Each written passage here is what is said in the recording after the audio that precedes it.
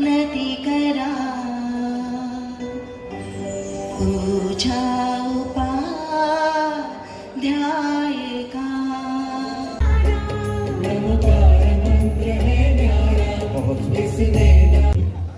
दीपक की लौ को अहंकार आ गया और माचिस की तीली से दीपक की लौ कहती है कि मुझे जलाने की खातिर जलना पहले तुझे पड़ा। सदा किल धराम सुमंगल कम मुदा, अज्ञान रूपी अंधकार को दूर करे। और जिस तरह भगवान ने केवल ज्ञान की प्राप्ति की, उनके समक्ष हम दीप प्रज्वलित कर इस प्रज्वलन हो रहा है। हम सभी आगंतुकों का पुनश्च हार्दिक अभिनंदन और स्वागत करते हैं।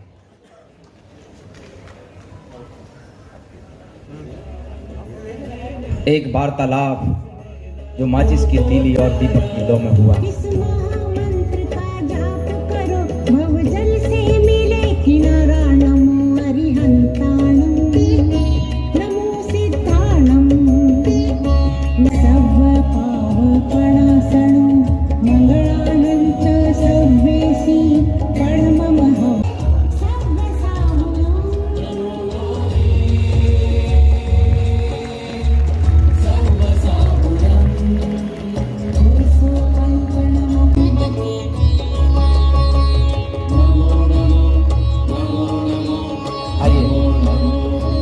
राजकुमार जी सेठी साहब चित्र के समक्ष पुष्प अर्पण करें।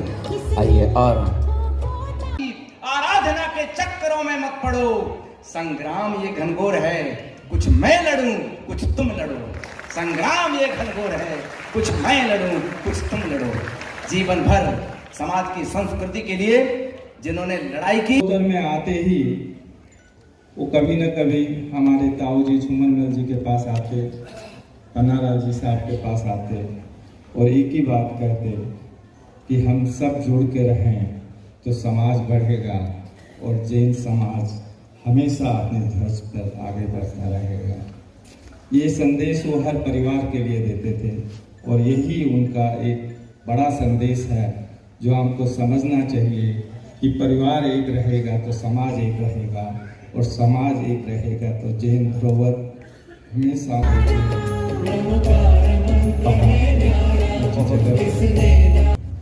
यही हमारे समाज की एकता है। और निर्मल जी उस एकता मंच के या एकता धरोहर के एक ऐसे सत्तम थे जिनको हम कभी भूल नहीं सकते। आदरणीय मेरे बड़े भाई साहब की स्मृति जो द्वितीय पुण्य तिथि है मनाने जा रहे हैं। हमारे बड़े भाई साहब सबसे गुण सात्विक थे और समाज के लिए आप 40 वर्ष तक ही उन्होंने महासभा की सेवा की थी। तो उस समय 43 वर्ष में उन्हें पढ़ाई करके काम छोड़ दिया था। जवानी के समय कल्पना कीजिए 43 वर्ष कौन सी ज़्यादा उम्र होती है। और उन्होंने जो भी 43 वर्ष किया, 43 वर्ष के अवस्था में जितनी इंडस्ट्री लगाई उसको क्या प्रशंसा, कितनी प्रशंसा की जाए थोड़ी है। गुवाहाटी, सिलचर, धुबरी, गोरखपुर, लखनऊ, सीतापुर, दिल्ली सब जगह अपने व्यवसाय को फैलाया और काम किया। तो ये कहने का मतलब ये है कि जो सात्विक प्रति रखेगा, परिश्रम करेगा, वो आगे बढ़ेगा। एक मिनट जो टाइम मैनेजमेंट जो है सीखना है तो मेरे बड़े भाई से सीखे हमने सीखा है। एक मिनट उनका सदुपयोग होता था, 1 मिनट भी बर्बाद नहीं करते थे। यदि 5 मिनट पहले यदि पहुंचना है किसी ऑफिस में तो 5 मिनट पहले पहुंच के अपना काम कर रहे थे। 5 बजे बंद होती है, 4:50 पहुंच जाते थे और 10 मिनट में काम करा लेते थे। बहुत ज़्यादा ऐसे हार्ड होते हैं कि अपन लेने में थक जाते हैं। अगर हमारे पास म्यूजियम जैसी कोई जगह होती है तो सरकार हमें वो प्रतिमाएं हमें सौंपने के लिए तैयार हो जाती है। इसलिए हमें इस म्यूजियम की आवश्यकता पड़ी। दूसरी, ये म्यूजियम के अंदर हमने सिर्फ प्रतिमाओं को या धरोहर को ही नहीं रखना है। ये 3 मंजिला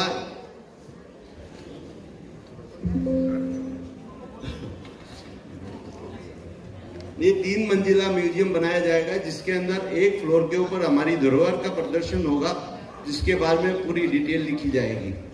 फर्स्ट और सेकंड फ्लोर के ऊपर हमारे जैन धर्म के शास्त्रों के बारे में, विद्वानों के बारे में, हमारे आचार्यों के बारे में बताया जाएगा। और हमारे जैसे छह डाला है, जैसे भक्तामर है, अपने जितने भी 12 भावनाएं, इनकी हैंड पेंटिंग्स लगाई जाएगी जिनके अंदर उनकी डिटेल होगी। और 5-6 भाषाओं के अंदर उनकी कमेंट्री होगी। जो कोई भी जो म्यूजियम देखने के लिए आएगा वो उसको लगाकर, अपने हेडफोन लगा करके आराम से अपनी अपनी भाषा चूज कर करके उसके बारे में सुन पाएगा। वहां पे विद्वान भी रहेंगे। बहुत सुंदर, तालियां अनवरत। ये सौभाग्य के क्षण। महामहिम जी अपने साथ में बैठे अतिथियों को भी इनवाइट कर रहे हैं। उनका बड़प्पन है कि आप लोग भी आइए। और श्रीमती कंपा विश्वास जी, सुभा मजूमदार जी की धर्मपत्नी, उनकी बेटी यहाँ पर है। और ये गौरवशाली क्षण इनके जीवन में सदैव आदरणीय महामहिम जी के कर कमलों द्वारा स्मृति चिन्ह और साथ में 1 लाख रुपए का चेक प्रदान किया जा रहा है। जरा एक बार पुनः ताली।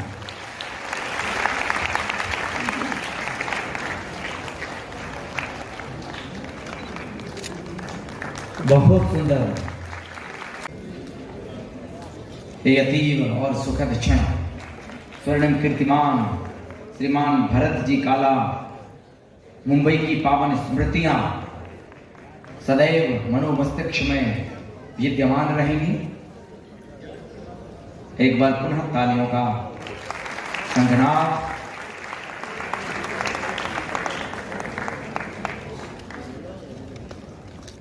माननीय महामहिम के कर कमलों द्वारा प्रदान किया जा रहा है स्मृति चिन्ह और साथ ही 1 लाख रुपए का एक चेक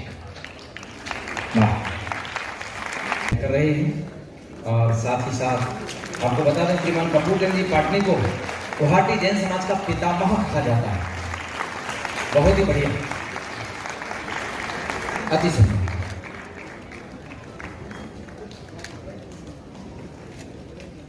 अवार्ड और स्मृति चिन्ह के साथ बहुमान किया।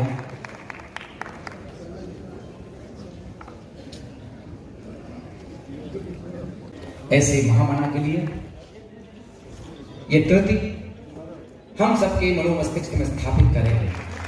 आगमन ये भी उनके साथ कभी कभी कार्यक्रमों में शरीक होने का मौका मिला। मैं सोचता हूं कि शायद जैन समाज में लगातार 40 साल तक किसी व्यक्ति ने इस समाज के हर चीज को उठाने का प्रयत्न अगर निरंतर किसी ने किया, उसका नाम निर्मल सेठी जी।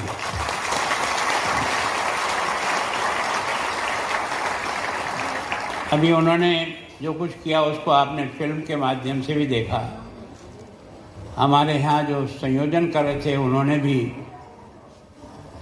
और बाकी जानकारी भी दी कि साधु संतों की सेवा में जिस प्रकार से वो तल्लीन रहते थे, मैं सोचता हूँ कि वो आपके और मेरे सबके लिए सीखने का एक बहुत अच्छा अवसर दे रहा है। हम लोग व्याख्यान में और प्रवचन में तो बहुत जानना पड़ेगा, लेकिन साधु को एक स्थान से दूसरे स्थान पर पहुँचाने के लिए मेरा उसके साथ समय देने का काम बहुत कम लोग कर पाते हैं, लेकिन सेठी जी ने किया।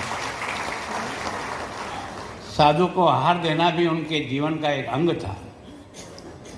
मैं सोचता हूँ उन्होंने समाज के हर युवाओं को भी संगठित किया, महिलाओं को संगठित किया, समाज को संगठित किया, और जितने जीर्णोद्धार मंदिरों के नया बनाना तो और भी कई लोग करते हैं, लेकिन पुराने मंदिरों को संवारना और उनको ठीक करना, ये सबसे बड़ा पुण्य का काम है जो उन्होंने किया।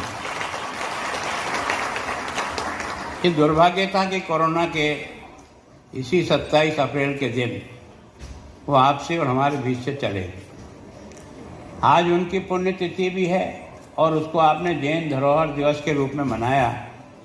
जिन्होंने भी इसकी कल्पना की, मैं उनका भी अभिनंदन करता हूँ कि वास्तव में उस व्यक्ति के कामों को यदि हम जन जन तक पहुंचाने का प्रयास करें तो मैं सोचता हूँ व्यक्ति को जीवन में यहाँ पैदा होने का अर्थ समझ में आ जाए।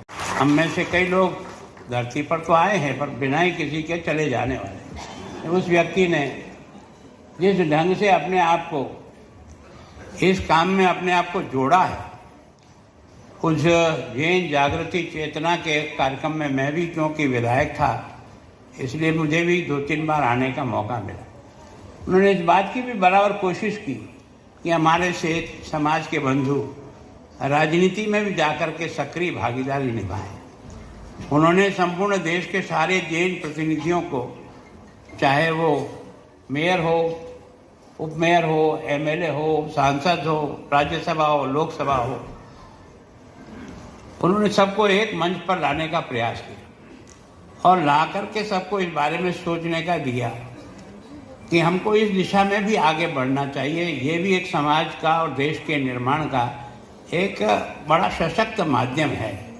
तो मेरे को शायद उन्होंने इसीलिए बुलाया कि मैं लंबे समय से उदयपुर से विधायक होने के नाते कार्यक्रमों में आने का मुझे अवसर मिला। सच में मैं सोचता हूँ कि आप और मैं बहुत भाग्यशाली हूँ कि ऐसी एक महान मानव को बहुत नज़दीक से देखने का मौका मिला। सरलता, सादगी, लगता ही नहीं था कि निर्मल जी सेठी इतने बड़े आदमी हैं। जब अपने पास बैठते थे, कार्यक्रम में बैठते थे, चाय पीते थे, ऐसा लगता है कि अपने जैसे ही निर्मल जी सेठी। बड़ा होने के बाद अहंकार पे कंट्रोल करना बहुत कठिन होता है। वो जो कंट्रोल कर लेता है वो जीवन सफल कर जाता है। उसमें से नमूने के रूप में निर्मल जी जिस प्रकार के आदर्श व्यक्तित्व के रूप में दिखे और मैंने भी उससे देखकर कुछ सीखने का प्रयास किया। जब मुझे कहा था तो मैं सोचता हूँ कि उनके जीवन के बारे में बहुत कुछ आपने जाना है। आप में से अधिकांश लोग उनसे परिचित होंगे। अधिकांश लोगों ने उनके विभिन्न कार्यक्रमों के माध्यम से उनके साथ रहने का मौका मिला होगा। मुझे यद्यपि इतना अधिक मौका तो नहीं मिला, पर ऐसे विशेष कार्यक्रमों के माध्यम से जरूर प्रयत्न किया। एक व्यक्ति इतना प्रयत्न करके समाज को इतना ऊपर उठा सकता है, तो हम इतने लोग मिलकर के समाज को उठाने का प्रयत्न करें।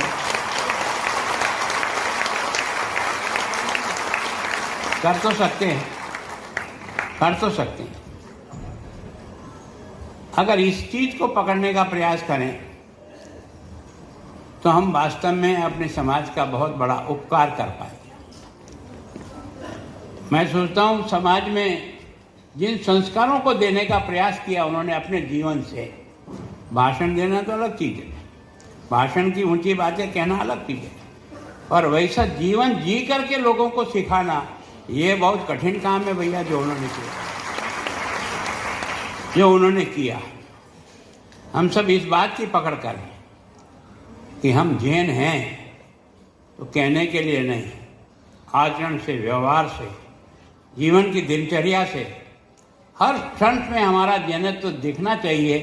उसको निर्मल सेठी जी कहते हैं। अच्छे व्यक्तियों को ढूंढना और उनका सम्मान करना, उससे केवल उनका सम्मान नहीं होता है, हजारों लाखों लोग सीखने का प्रयत्न करते हैं कि सम्मान किसे कहते हैं। सम्मान प्राप्त करने वाला अकेला सम्मानित नहीं होता है, तो उससे प्रेरणा लेने वाला हर व्यक्ति जो अपने मन में सोच करके आगे बढ़ता है उस सबका सम्मान होता है। और मैं सोचता हूँ कि मैंने दिगंबर कई संतों के भी उनकी जीवन पर कुछ लिखा हुआ पढ़ा है। मैं सोचता हूँ कि हमारे साधु संत सामान्यतः व्यक्ति की तारीफ इतनी ज़्यादा नहीं करते, पर यह पहला व्यक्ति मैंने देखा है जिसका हर संत ने जिस प्रकार से अपने शब्दों से, जिस ढंग से उनका वर्णन किया है, मतलब हम साधु के लिए तो वर्णन कर सकते हैं, पर एक श्रावक के लिए एक साधु किस प्रकार का विचार रखता है यह बहुत कम दिखाई देता है, जिसको उन्होंने प्राप्त किया। मैं आप सब बंधुओं का भी बहुत आभारी हूँ कि इतनी बड़ी संख्या में आकर आपने इस धरोहर दिवस को ऊंचाई देने का प्रयास किया।